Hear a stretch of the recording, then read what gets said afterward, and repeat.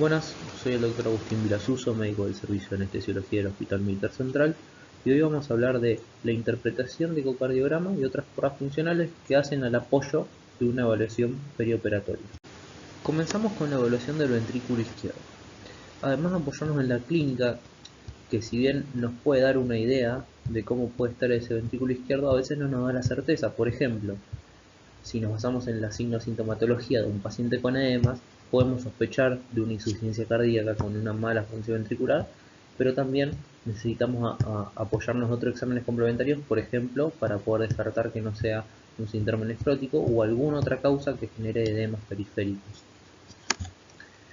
Para valernos de esta evaluación del ventrículo izquierdo nos podemos apoyar en la ecocardiografía, en el electroesfuerzo, en gammagrafía de perfusión miocárdica, en pruebas de estrés farmacológico, sea con dipilidamol, adenosina o butamina, tomografía por emisión monofotónica o SPECT, resonancia magnética o tomografía computerizada multicorte. Algunos son pruebas de esfuerzo y otras son pruebas en reposo, como por ejemplo una resonancia magnética. Recordemos que antes de pedir un ecocardiograma tenemos que tener previamente una historia clínica, una buena anamnesis, un examen físico dirigido y un electrocardiograma. No está recomendado pedir un ecocardiograma de forma rutinaria. Tenemos que tener criterio ante la sospecha de un paciente con una patología cardíaca, sea una insuficiencia cardíaca, una miocardiopatía, una valvulopatía, etc. Ahora bien, ¿cuál es nuestro rol como médicos ante la solicitud de una prueba funcional? Bueno, primero tenemos que tener el criterio para saber a qué paciente pedírselo. Y una vez que tenemos la imagen, además de interpretarla, tenemos que comunicar esos resultados. Y con esos resultados también tenemos que tomar una conducta. Una conducta puede ser expectante, un seguimiento cercano o incluso una terapéutica correcta.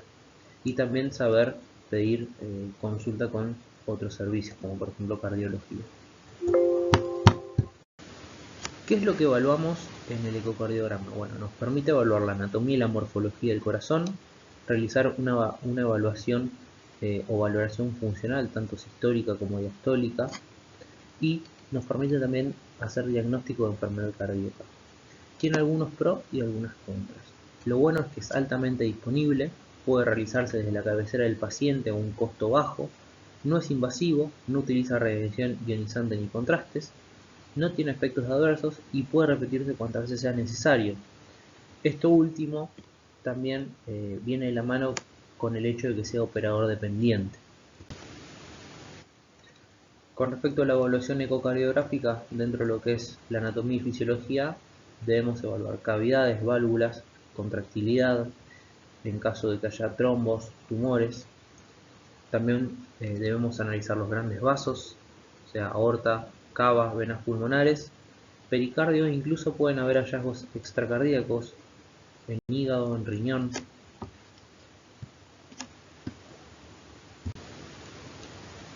Bien, tenemos varios tipos de ecocardiografía. Tenemos la ecocardiografía bidimensional, la ecocardiografía con modo M y la ecocardiografía Doppler, que a su vez la podemos dividir en Doppler espectral y en Doppler color. Con respecto a la bidimensional, podemos evaluar al corazón en 4 planos: en el paraesternal, que a su vez tiene un eje largo y un eje corto, en el apical, en el subcostal y en el supraesternal. En el paraesternal podemos ver válvula aórtica, aurícula izquierda, válvula mitral, ventrículo izquierdo, como si fuera en su eje longitudinal, que es la vista más importante de evaluar. También podemos ver diámetros, espesores ventriculares y también inferir volúmenes y fracción de eyección. En el plano apical podemos ver una vista de 4 cámaras, de 5 cámaras donde incluye la aorta, o de 2 y 3 cámaras. En el plano subcostal podemos ver bien las cavidades derechas, sobre todo para evaluar o hacer una valoración de la vena cava inferior y de la aurícula derecha, en caso de que haya una distensión importante. Y en el plano supraesternal podemos ver el callado aórtico con sus ramas y la aorta descendente. Acá tenemos ejemplificados los planos del ecocardio 2D, en donde arriba a la izquierda tenemos un eje largo paraesternal, donde vemos aurícula izquierda y válvula mitral entre aurícula izquierda y ventrículo izquierdo, y válvula aórtica con aorta, y también podemos ver el ventrículo derecho. Arriba a la derecha tenemos un plano apical de 4 cámaras, donde vemos cavidades derechas, aurícula y ventrículo derecho, y cavidades izquierdas con aurícula y ventrículo izquierdo, y vemos el septo interventricular. En el plano subcostal abajo a la izquierda vemos vena cava inferior y aurícula derecha. Como dijimos, sirve para evaluar la dilatación que pueda tener tanto la vena cava inferior como la aurícula derecha, y eventualmente se puede evaluar o inferir cómo son las presiones pulmonares. Y en el plano supraesternal podemos ver a la aorta con sus 3 ramas, en este caso subclavia izquierda, carótida común izquierda y tronco brachiocefálico. Y saliendo también la aorta descendente. El ecocardio modo M nos permite evaluar las medidas de las estructuras del corazón, el tamaño de las cavidades y el grosor de las paredes. Nos detalla mediante un haz de luz de ultrasonido único, como está marcado en el recuadro naranja. ¿Sí? Ese haz de ultrasonido atraviesa cavidades y nos va a reproducir imágenes que son similares a un trazado, ¿sí? Como podemos ver en este caso, a medida que va atravesando el haz, en lo primero que atraviesa vamos a tener un trazado, ¿sí? De acuerdo a la línea punteada vamos a tener otro trazado más abajo. Con respecto al ecocardiograma Doppler, lo utilizamos para valorar y medir los flujos de sangre a través de las distintas cámaras del corazón y las válvulas. Como dijimos, tenemos un Doppler espectral de tipo pulsado que permite estudiar flujos sanguíneos. En general puede ser en un punto o en una ventana o en una región, ¿sí?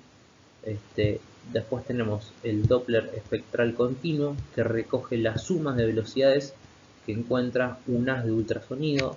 Podemos hacer una analogía con el modo M, ¿sí? Porque es a través de un solo haz. Y la diferencia entre el continuo y el pulsado es que el continuo permite analizar el registro de flujos a velocidades altas, cosa que el pulsado no. Y por último tenemos Doppler color, ¿sí? Esta técnica nos sirve para designar la dirección y velocidad del flujo sanguíneo. Esta gama de colores que se usa se puede setear, ¿sí? Para inferir desde dónde va o hacia dónde va el flujo. También se puede utilizar para ver cómo es el flujo sanguíneo dentro del tejido miocárdico, como si fuera un Doppler tisular. Acá tenemos los 3 ejemplos. El Doppler continuo a nivel de la válvula aórtica a la derecha, ¿sí? Esto que hemos reflejado acá es el espectro, ¿sí? Lo que hace referencia a espectral. Lo mismo en el caso del Doppler pulsado, ¿sí? En este caso en la válvula mitral, con el paso a través de la válvula mitral, donde tenemos primero el llenado ventricular con un pico más alto y un pico más bajo que correspondería a la patada auricular. Y después tenemos el Doppler color, que nos indica la dirección del flujo. Ahora vamos con las interpretaciones básicas del ecocardiograma. ¿Qué nos permite reconocer? Bueno, nos permite hacer el reconocimiento de un estudio normal, nos permite hacer el reconocimiento de hallazgos normales para la edad o para el contexto, ¿sí? Lo que tenga un paciente determinado, y también nos permite hacer reconocimiento de patología. Ahora bien, ¿qué nos interesa del informe de un ecocardiograma bidimensional y modo M? Es entender los volúmenes pulmonares que estén conservados, que tenga una buena contractilidad del ventrículo izquierdo, también que tenga su función conservada en el derecho y que ambos tengan una buena fracción de eyección. Saber los tamaños auriculares, que no haya alteraciones en la aorta, que tenga dimensiones conservadas, que no haya aumento en la impedancia, y también saber las dimensiones de la vena cava inferior, ¿sí? Tanto en inspiración como en expiración, para ver cómo es el retorno venoso, y saber la planimetría de la válvula mitral. Con respecto al informe del ecocardio Doppler, vamos a tener en cuenta más que nada lo que son las 4 válvulas, ¿sí? Y nos vamos a centrar sobre todo en la función diastólica del ventrículo izquierdo, ¿sí? Esto nos habla de la competencia tanto de la válvula mitral como del aurículo izquierdo. Y también es importante evaluar la competencia de la válvula aórtica. Como dijimos antes, puede ser que esta válvula aórtica tenga alguna alteración en las valvas o que directamente esté relacionado también con la hipertrofia cerca de la raíz aórtica que pueda tener el miocardio. Ahora bien, además de poder interpretar valores normales y condiciones normales de un corazón mediante la ecocardiografía, también tenemos que saber interpretar hallazgos normales que pueden estar asociados a la edad o no. Por ejemplo, entender que la anatomía y la fisiología de un corazón de una persona deportista es diferente a una que no hace deporte normalmente. Y también tenemos que entender que hay hallazgos asociados a la edad, por ejemplo, la relajación prolongada, que hayan determinadas calcificaciones valvulares, etc. Y como también son importantes conocer los hallazgos propios de la edad, también son importantes conocer los hallazgos patológicos, identificar disfunción ventricular tanto sistólica como diastólica, hipertrofia o dilatación de cavidades, dilatación de vasos, valvulopatías o alteraciones en la contractilidad, sean akinesias o diskinesias. Todas pueden estar relacionadas a una insuficiencia cardíaca, a una cardiopatía isquémica, pueden estar asociadas a una hipertensión crónica, pueden estar asociadas a problemas metabólicos como diabetes, a enfermedades reumatológicas, etc. A modo de conclusión, podemos entender que el análisis de los hallazgos y su interpretación en el contexto clínico del paciente es el núcleo de la prueba. ¿Esto qué quiere decir? Que podemos evaluar a un paciente, hacer un ecocardiograma y ver que tenga una disfunción valvular, por ejemplo, una insuficiencia mitral, y no es lo mismo que ese paciente tenga esa insuficiencia mitral desde hace 30 años y que tenga un seguimiento clínico correcto, que encontrar esa misma insuficiencia mitral en un paciente que fue sano toda su vida y que es un hallazgo reciente. Por eso es importante tanto el paciente como el contexto. Dejando de lado el ecocardiograma transtorácico, vamos a hablar unas palabritas del transesofágico. Está recomendado su uso cuando hay situaciones de inestabilidad hemodinámica agudas y graves, por ejemplo en una FA de alta respuesta con inestabilidad hemodinámica intraquirúrgica, en donde también estos casos pueden tener lesiones valvulares y trombos adosados a las mismas, y es importante antes de hacer una cardioversión eléctrica saber si esa cardioversión puede hacer que se desprendan esos trombos, por ejemplo.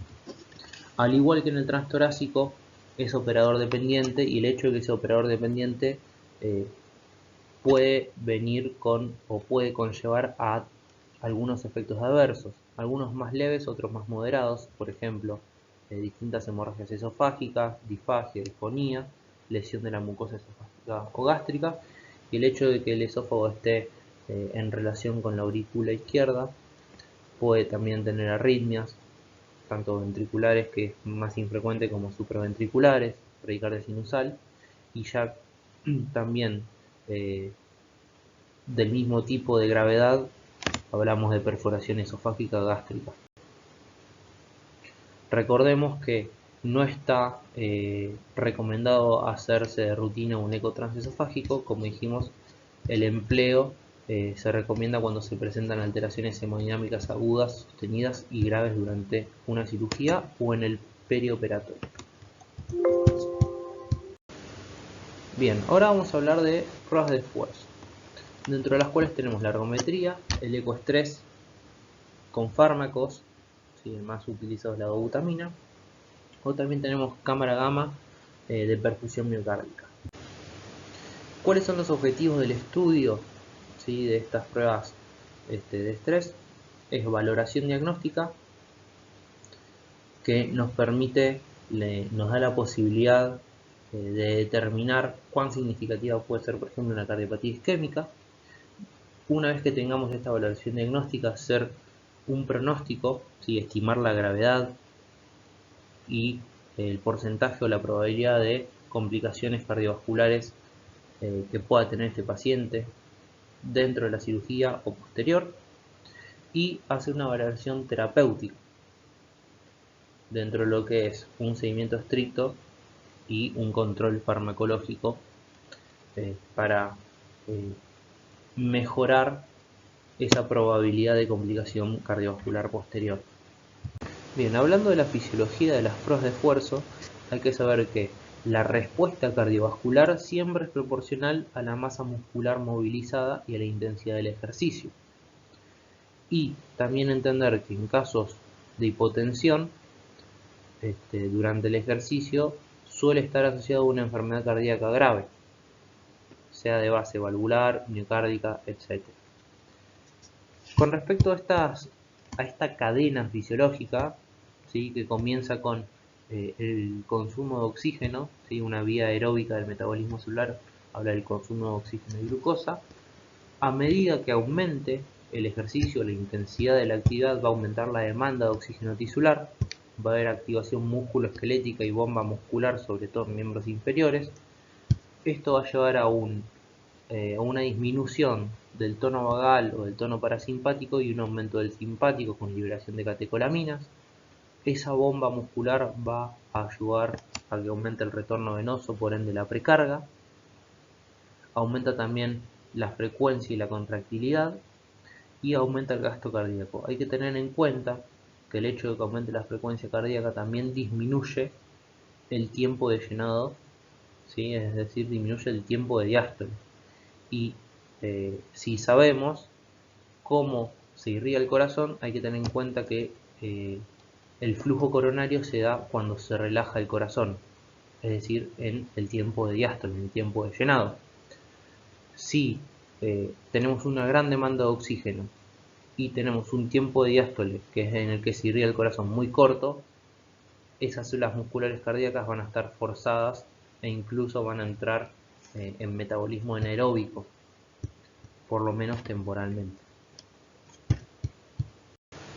Cuando hablamos de consumo de oxígeno, hablamos de la cantidad de oxígeno que consumen los tejidos durante un ejercicio dinámico. Cuando hablamos de tejido, hablamos de masa muscular total y obviamente también de todo el oxígeno que pueda consumir el sistema nervioso central. Este consumo de oxígeno se mide en METs y tanto con la edad como con el sexo, en caso de ser femenino, puede estar disminuido, y el entrenamiento físico, el entrenamiento constante, lo puede aumentar. También hay factores como la herencia y el estado clínico cardiovascular que los pueden deteriorar. Al igual que en otros tejidos, el consumo de oxígeno de miocardio, mientras aumenta la intensidad de un ejercicio, va a tener más demanda de oxígeno. Este consumo va a depender de la tensión de la pared intramiocárdica, de la contractilidad y de la frecuencia cardíaca. Recordemos que existe una relación lineal entre el consumo de oxígeno del miocardio y el flujo coronario. Mientras más flujo coronario haya, más oferta de oxígeno va a haber, y esto va a venir de la mano, como dijimos, del tiempo de diástole. El subendocardio, ¿sí?, que es el tejido que está más cerca del endocardio, es más susceptible a la isquemia, por lo que va a tener mayor demanda de oxígeno. Dentro de lo que es el flujo coronario, las ramas más pequeñas van a ir al subendocardio. Entonces, con la contracción muscular, estas pequeñas ramas son las que van a ser más colapsadas por la contracción propia del miocardio. Por eso es más susceptible y tiene en general menos flujo sanguíneo que el resto de la pared del miocardio. Estas son las recomendaciones para someter a un paciente a un estudio ergométrico, en donde tenemos clase 1, en el cual el paciente tiene un beneficio, ¿sí?, un tratamiento es útil y eficaz. Clase 2, que podemos medirlo en 2A y 2B, donde en 2A la evidencia es favorable y 2B no está del todo establecida. Y clase 3, donde el procedimiento o tratamiento no es útil, hasta puede ser perjudicial. Como dijimos recientemente, clase 1 y clase 2A son las indicaciones de realización de prueba de esfuerzo, donde tenemos, por ejemplo, sospecha, alta sospecha o seguridad de enfermedad coronaria, pacientes con angina estable en los que se plantea una revascularización percutánea o quirúrgica, pacientes con angina vasospástica, también pacientes con sospecha de enfermedad coronaria y alteraciones en el electro, pacientes con probabilidad de pretest de cardiopatía isquémica según sintomatología, pacientes con enfermedad coronaria con una evolución clínica desfavorable y pacientes estables clínicamente para guiar su tratamiento médico. Como dijimos, se recomienda, tiene una alta clase de evidencia que se recomiendan las pruebas de imágenes con estrés antes de cirugías de alto riesgo para pacientes con 2 o más factores de riesgo y que tengan capacidad funcional menor a 4 metros. Como hay indicaciones, también hay contraindicaciones para realizar pruebas de esfuerzo, las podemos dividir en absolutas y relativas, donde las absolutas hablan de enfermedad cardiovascular reciente y que comprometan la vida del paciente o tengan una clínica significativa, por ejemplo, un IAM reciente, una angina inestable, estenosis aórtica sintomática, embolia pulmonar, arritmias con deterioro hemodinámico, etc. Ahora bien, ¿qué es lo que vamos a interpretar en una prueba de esfuerzo? Tenemos parámetros evaluables como el electro, ¿sí? Si hay cambios en el SDT, parámetros hemodinámicos, tensión arterial, frecuencia, doble producto, parámetros clínicos, ¿sí? Que sean indicadores de isquemia, por ejemplo, ANGOR, disnea, sudoración fría, diaforesis, y también capacidad funcional, ¿sí? Que nos habla de los minutos de ejercicio y cuánto consumo de oxígeno hubo en ese ejercicio. Puntualmente tenemos indicadores de isquemia, que son los indicadores clínicos que vimos recién, que es ANGOR o dolor precordial. También los podemos relacionar con el electro, o sea, un supra-ST, que haya arritmias en el electro, disnea, ¿sí? Y signos de falla cardíaca, como dijimos, diaforesis, síncope, palidez, cianosis. También podemos evaluarlos del lado de criterios de normalidad o de anormalidad. Los criterios de normalidad nos hablan de ausencia de angina durante la prueba, un incremento progresivo y adecuado tanto de la frecuencia como de la tensión arterial, ausencia de elevación o de depresión significativa del ST, ausencia de arritmias significativas inducidas por el esfuerzo y que la capacidad funcional sea acorde al nivel de entrenamiento del individuo. Muchas veces pasa que hay un infra-ST, pero que luego con el reposo post ejercicio vuelve a su normalidad. En cambio, cuando hablamos de criterios de normalidad, podemos tener angina durante la prueba, signos de disfunción del ventrículo izquierdo, como dijimos, signos que pueden estar asociados a isquemia, hipotensión, palidez, diaforesis. También puede haber náuseas y vómitos, elevación del ST, descenso del punto J, ¿sí? El punto J vendría a estar en esta región, que capaz también muchas veces lo asociamos con pericarditis.